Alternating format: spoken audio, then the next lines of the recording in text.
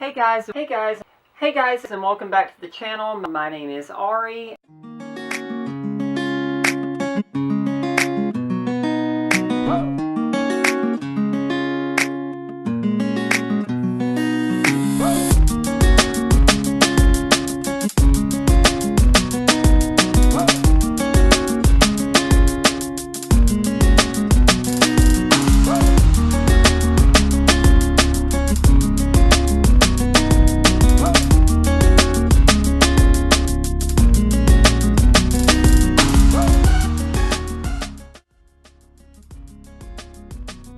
Okay guys, before we start this little video, I need to do a little disclaimer. This video might have some topics that some viewers may not want to watch because it's going to include discussions of genitalia as well as sex. So be prepared. If that makes you uncomfortable, pick one of the other videos in my playlist, go through, see what you want to watch. But otherwise, let's just get right down to the truth of those embarrassing or awkward things that tend to happen on HRT that we don't talk nearly enough about. So when you went and got your prescription for HRT, when you talked to your doctor, they probably gave you a few things that you should look for that can happen. But they leave out a lot of stuff, or maybe not quite so much of the detail. And maybe that's because it's not something that they're used to talking about, or it's not something that they're even all that aware is a strange thing to us. But as a transgender person, there are some things that tend to happen on HRT that might take you by surprise or might be a little bit awkward. Some of those things are physical changes. Then I'll also talk a little bit about some of the social changes. But yeah, stick around and we'll get into it. Okay, so first thing, yes, your sex drive is going to decrease. That's not necessarily a bad thing. So with HRT, testosterone blockers and estrogen, you all know that you see a major reduction in your sex drive. It's actually a little bit surprising when you see what happens because, you know, you're so used to that being a prevalent thought, and it's not really there quite as much anymore. That doesn't mean that it's totally gone, but you know, you don't tend to think about it nearly as much. One of the things that surprised me though about that was how empowering it is. Because you don't really feel like you're a slave to these, you know, these urges or whatever you want to call it. I hate the word urge. But you don't feel like you're a slave to it. For once, you know, you're not following in behind your body. Your body is kind of following you along. So, yes, you still have a sex drive, but I think I feel like I have considerably more control over that, personally. Okay, so point number 2 is HRT is not completely painless. You know, most trans YouTubers talk about this pain. You know, there's a lot of breast tenderness, and don't get me wrong, the struggle is real. It can be bad. I've actually woken myself up in the middle of the night because I rolled over and felt like I ripped a nipple off. It can be bad at times. It's a good sign when you have that tenderness because it means something's growing, but it can also suck.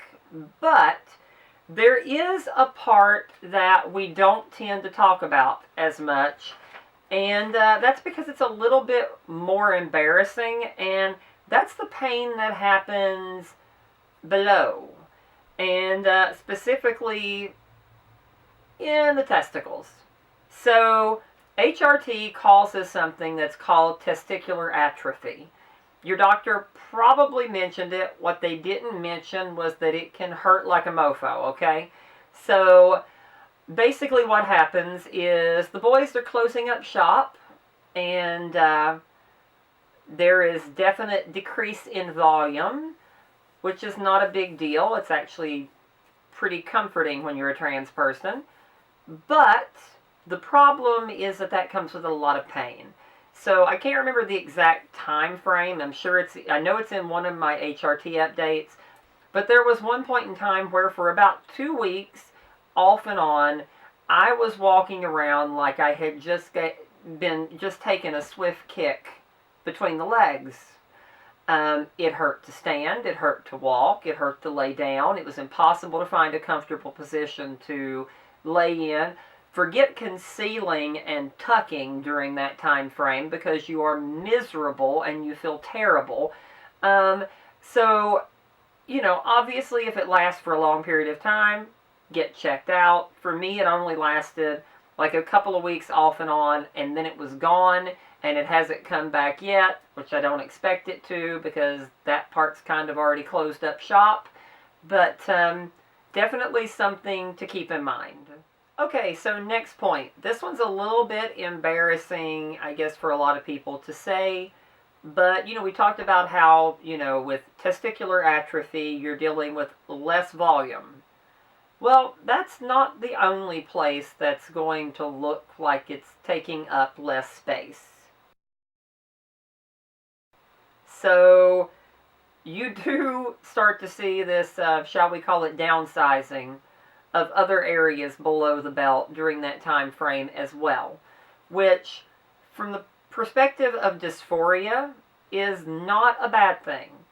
But if you're anything like me, you've watched enough programs, you've done your research, and you get kind of worried because what you currently have below is the raw material that's going to be needed if you decide to go forward with bottom surgery and vaginoplasty.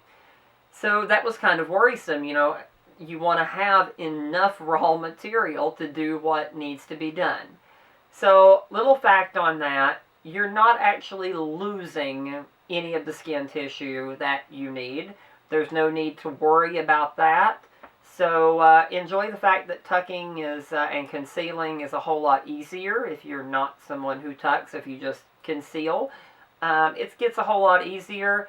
But yeah, you're definitely going to notice quite a difference, let's just say. Okay guys, let's talk about another issue, which is a little odd for me to talk about, but orgasm. Let's talk about sex, baby. Let's talk about you and me. So we talked about how HRT obviously has that effect on your sex drive, but it doesn't completely and totally disappear. And knowing whether or not you're able to reach that moment can be important for future surgeries like vaginoplasty, because most doctors say that's a pretty good sign. If you're still able to reach orgasm on HRT, then there's a really good chance that after vaginoplasty, you'll be able to do the same.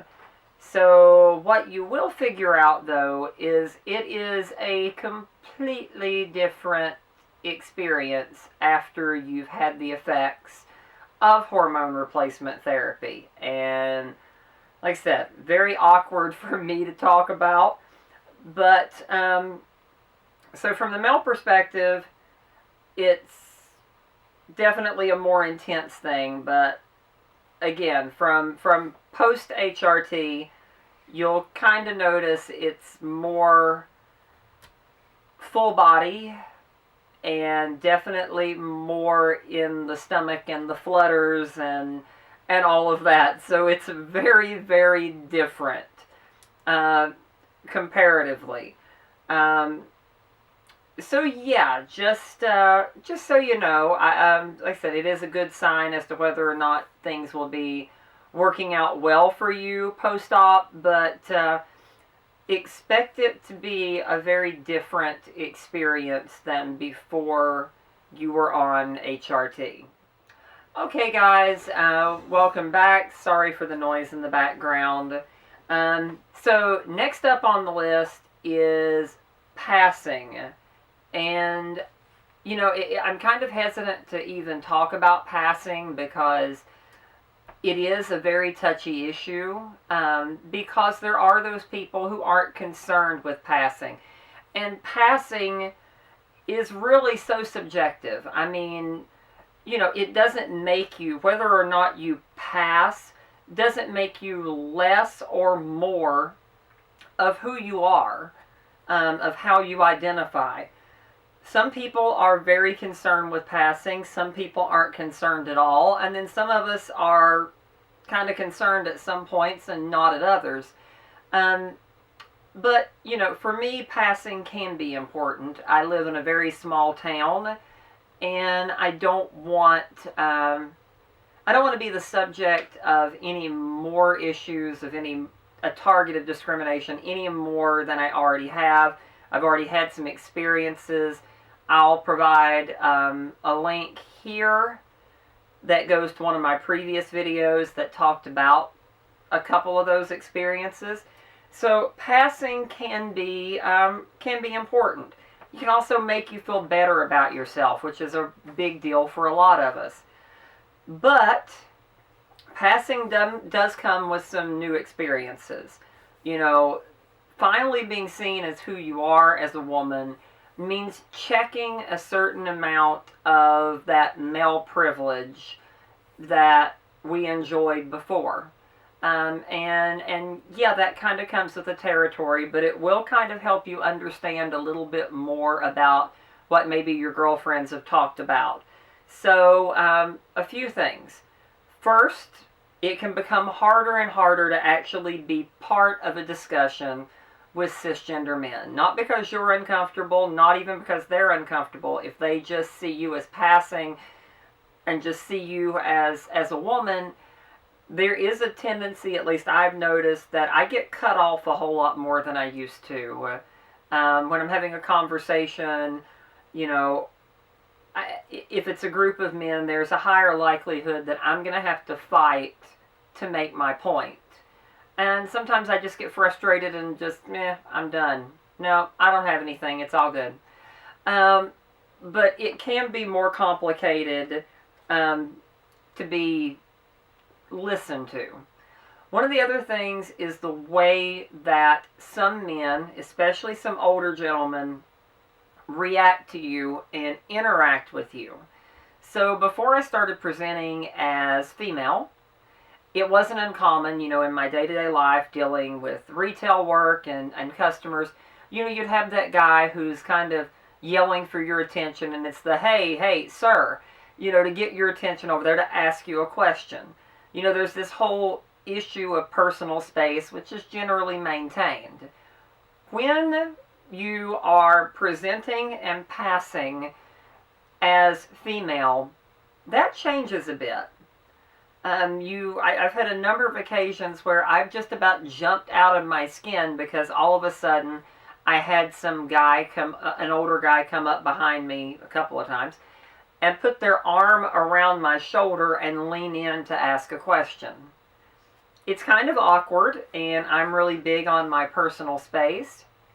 But again, I just do it with, you know, I respond politely, answer their question, and normally they're gone. If it crossed a boundary, then I would say something.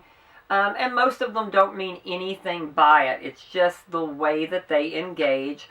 It's the cultural difference between the way that they tend to deal with women versus with men. You know, another thing I've had the occasion to deal with is, you know, as in my career or previous career, whatever it is now, being a high-level manager in the store, you know, I would respond to customer issues and I would give an answer, and even if it wasn't liked, that was generally accepted as that's what it's going to be. But then you see a little bit differently when you're presenting as female, as who you are, more of that, I want to talk to the man in charge. Because there's this assumption that you can't possibly be the one in charge, because after all, we can't have, you know, people with boobs in charge. That couldn't possibly happen, right? So get used to a little bit of that. I don't mean get used to it like accept it, but it's going to happen kind of more and more. So just a little something to understand that, you know, presenting and passing is a mixed bag. You've got to deal with the good and the bad. It can be really flattering to be fully accepted, but it can also be a shock to the system when you start seeing the different ways that your interactions actually work now. Okay guys, so that was today's video. I hope you enjoyed the video. If you did, please give it a thumbs up. Also, if you haven't subscribed, don't forget to subscribe to the channel for more content. Leave your comments below. If you feel like there's something I missed or I got wrong, let me know your thoughts. Future videos, I want to know what you're interested in seeing. I want to continue to grow the channel so we can expand and do other things like live feeds and etc. So, you know, give me your insight. Let me know what you're looking for. Share videos, recommend to friends, do whatever, help make the channel grow. In closing, my quote from Kesha, don't let the bastards get you down. You know, life can be complicated and it can be hard at times, and people can sometimes be more than a little cruel. But what's important is that you're able to walk through life living authentically as yourself, with your head held high, and understanding that better days are always on the horizon, whatever you're going through. I love you. I hope I'll see you again really soon. Have a great day until the next video. Bye-bye.